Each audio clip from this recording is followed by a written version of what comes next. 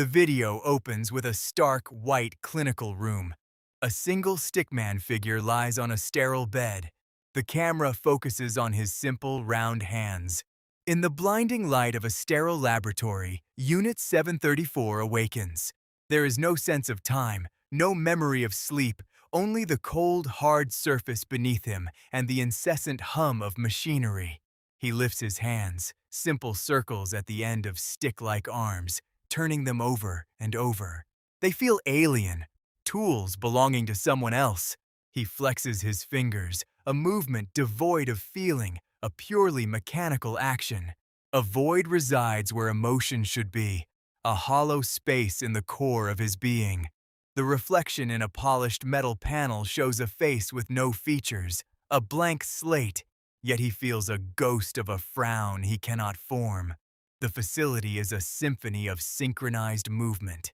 Rows upon rows of identical stickman soldiers march in perfect unison, their steps echoing with robotic precision. They navigate obstacle courses and engage in combat drills, their actions flawless, efficient, and utterly soulless. As Unit 734 watches, flashes of another life, a forgotten past, flicker at the edge of his consciousness. He sees a sun-drenched field, feels the warmth of a hand in his own, and hears the distant echo of laughter. These images are fleeting, like ghosts in the machine, a stark and painful contrast to his current, empty existence. From behind a thick glass panel, a stickman in a lab coat, the doctor, observes him.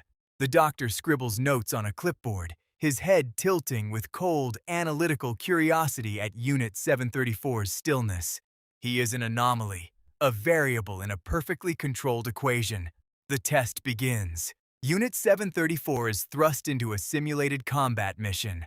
The sterile white walls replaced by the grim projection of a war-torn city. His training takes over, and he moves with the same deadly efficiency as the others. He clears corners, identifies targets, and executes commands without hesitation. But then, the simulation projects a crumbling building, a facade eerily similar to a home from his fragmented memories. The sound of a child's cry, a simulated audio cue, pierces through the noise of battle. It's a sound he knows, a sound that cracks the very foundation of his conditioning. A powerful memory surges forth, a smiling face, a name on his lips, a promise made. He falters, his weapon lowering for a split second.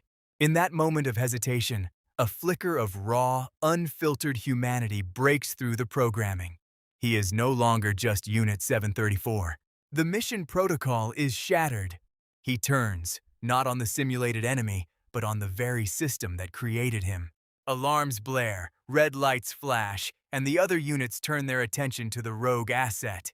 But he moves with a newfound purpose, a desperation fueled by the ghost of a life he needs to reclaim. He fights his way through the facility, his movements no longer just precise, but filled with a desperate, chaotic energy.